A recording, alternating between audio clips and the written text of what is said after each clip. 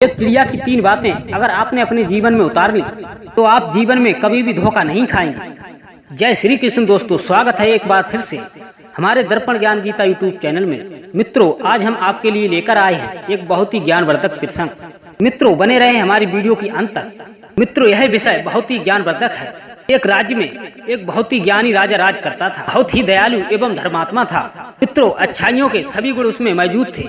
एक बार राजा के मन में ये विचार आया कि वो एक बार भेष बदलकर क्यों ना अपने राज्य का भ्रमण किया जाए और ये देखा जाए कि उसके राज्य की प्रजा उसके लिए कितना चाहती है और कितना दुखी है और कितनी खुश है। तभी राजा ने अपने मंत्री को बुलाया और उस मंत्री से भेष बदलकर अपने राज्य को भ्रमण करने की बातों को बताया।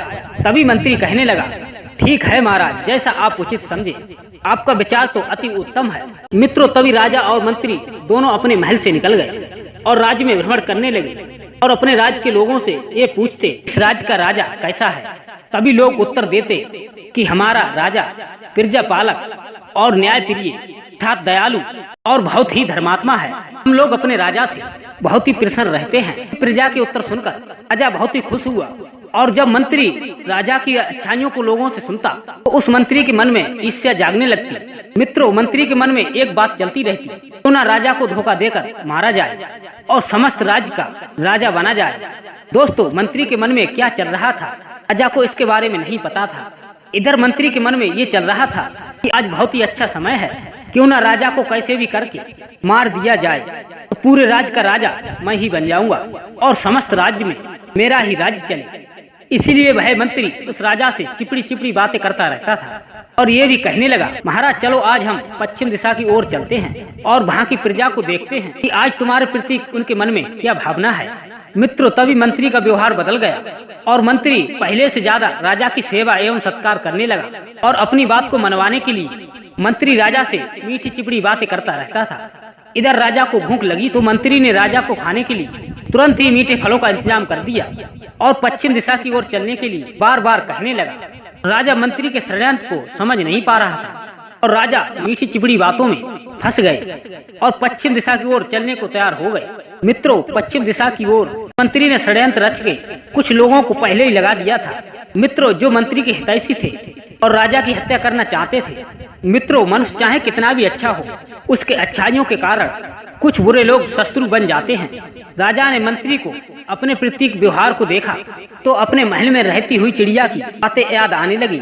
वो चिड़िया एक महान तपस्वी साधु ने राजा की अच्छाइयों को देखकर दी थी ताकि राजा को समय आने पर वह चिड़िया उपदेश देती रहे और राजा शत्रु के षड्यंत्र से बचे रहे। मित्रों, वो चिड़िया बहुत ही ज्ञानी थी। तभी राजा ने सोचा, चिड़िया ने मुझसे कहा था कि मतलबी लोगों की मीठी चिपड़ी पहचान होती है। मित्रों, वो 3 बातें कौन सी थी जो चिड़िया ने राजा को बताई थी। उन बातों को ध्यान से सुनिए, आपके जीवन में बहुत ही काम आने वाली है। मित्रों, पहली बात, जो मतलबी व्यक्ति होते हैं अपना काम सीधा कराने के लिए हमेशा आपको खुश करने की कोशिश करते रहते हैं और जब मतलबी व्यक्ति का काम निकल जाए तो वो आपका हाल तक नहीं पूछेगा। और दूसरी बात, हर मतलबी व्यक्ति अपना काम करवाने से पहले आपको बहुत कुछ खिलाएगा पिलाएगा अथवा सेवा करेगा और आपके साथ बनकर रहेगा जब तक कि मतलबी व्यक्ति का मतलब सीधा ना हो जाए, वो आपके साथ बनकर रहता है। और मित्रों, तीसरी बात, जो व्यक्ति आपसे कभी भी मीठी यानी प्रेम की बातें नहीं करता हो और अचानक से आप पर प्रेम बरसाने लगे तो इस बात को समझ जाइए कि उसको आपसे कोई भी कार्य आवश्यक है जिसके कारण वो आपसे मीठी चिपड़ी बातें कर रहा है। मित्रों, जो मतलबी व्यक्ति होते हैं वो अपना काम सीधा कराने के लिए अर्थात निकालने के लिए बहुत ही नरम एवं सीधे स्वभाव के हो जाते हैं और आपसे बहुत ही नम्रता के साथ बात करेगा। मित्रों, तभी राजा ने चिड़िया की इन 3 बातों को सुना और इधर मंत्री के व्यवहार बदलने पर राजा को मंत्री के ऊपर शंका होने लगी। अर्थात राजा ने मंत्री से कहा कि हे मंत्री, आज मेरा स्वास्थ्य खराब हो रहा है, चलो किसी और दिन हम राज्य का भ्रमण कर लेंगे और किसी और दिन पश्चिमी दिशा में चलेंगे। हमें राजमहल में चलना वापस जरूरी है। और मंत्री राजा की बातों को समझ नहीं पाया। राजा मंत्री की बातों को समझ चुके हैं।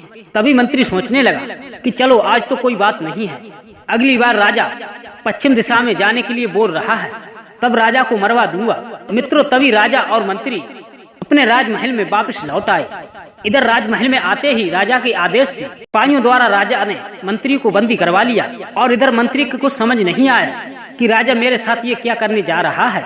तभी राजा ने मंत्री से कहा कि सुनो मंत्री, मुझे तुझ पर अब शंका होने लगी है। सत्यता के साथ बता दे, अर्थात कि तेरे मन में मेरे प्रति क्या चल रहा है, अर्थात मैं तुझे भयानक मौत दूंगा। मित्रों, पहले तो मंत्री कुछ नहीं बोला, चुपचाप सुनता रहा।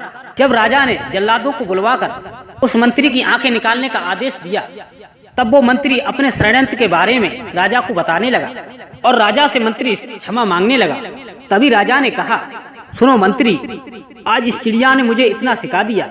इस चिड़िया की वजह से इन बातों को परख कर मेरी जिंदगी वापस मुझे मिल गई और किसी भी व्यक्ति पर जांच परख कर विश्वास करना चाहिए। और यह सब कहकर राजा ने मंत्री को कारागार में डलवा दिया। मित्रों, मंत्री को अपने किए की सजा मिली और मंत्री अपने मन में पछताने लगा और मंत्री अपने मन में सोचने लगा, यदि मैं आज ऐसा नहीं करता तो मैं आज कारागार में नहीं होता। मित्रों, बुराई चाहे कितनी भी बड़ी हो, अर्थात अच्छाई के सामने वो घुटने टेक ही देती है। तो मित्रों, कैसी लगी आज की हमारी ज्ञानवर्धक कहानी? यदि आप सभी मित्रों को अच्छी लगी हो तो हमारे कमेंट बॉक्स में जय श्री कृष्ण अवश्य लिखना। मिलते हैं ऐसी ही किसी ज्ञानवर्धक कहानी के साथ। तब तक के लिए जय श्री कृष्ण, जय श्री राधे।